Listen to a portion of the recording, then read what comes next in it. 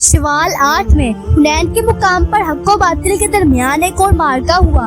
मक्का मुकरमा के नवा में हवाज़िन और सकीफ दो जंगजू कबाइल रहते थे जिन्हें दीन इस्लाम और हुजूर नबी करीम सल्लल्लाहु अलैहि वसल्लम से इब्तदा से ही शदीद नफरत थी। अबराहा ने जब खाना काबा पर चढ़ाई की थी तो उस वक्त भी एक सख्फी ने उसकी रहनुमाई की थी। फतह मक्का से कबल ही ये लोग मक्का मुकरमा के नवा में वाक़े बदुओं को इस्लाम के खिलाफ उबार रहे थे।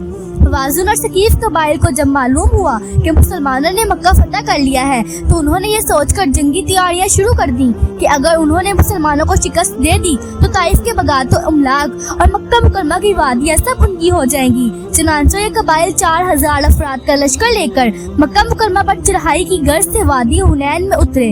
हुजूर नबी करीम सल्लल्लाहु अलैहि वसल्लम जो कि उस वक्त मक्का मुकरमा में मौजूद थे, आप सल्लल्लाहु अलैहि वसल्लम को जब ये खबर मिली तो आप सल्लल्लाहु अलैहि वसल्लम ने भी सहाबा कराम रज़ियल्लाहु अन्हुम को जंगी तैयारियां शुरू करने का हुक्म दे दिया।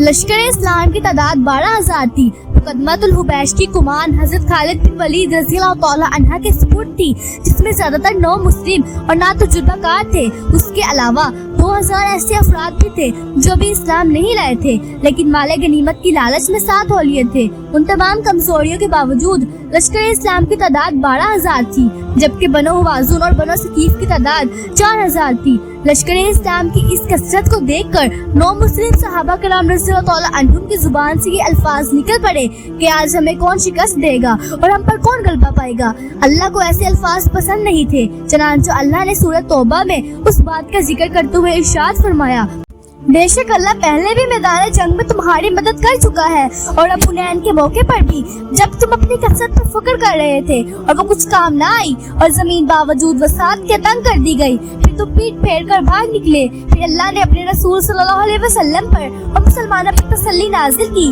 और ऐसी फौज भेजी जो तुमने नहीं देखी।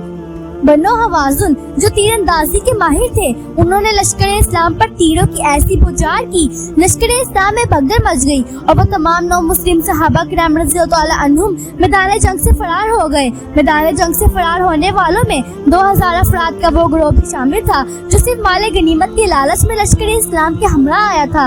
अब मैदान जंग में हुजूर नबी करीम सल्लल्लाहु अलैहि वसल्लम के जानिसारों के सिवा कोई मौजूद न था।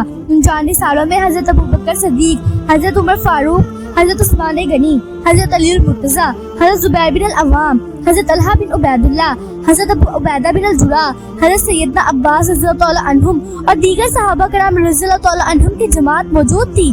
ग़ज़वा हुनैन में फतह लश्कर इस्लाम की हुई और उस मार्के में 6 मुसलमान शहीद हुए, जबकि बनो हवाज़िन के 71 अफराद मारे गए।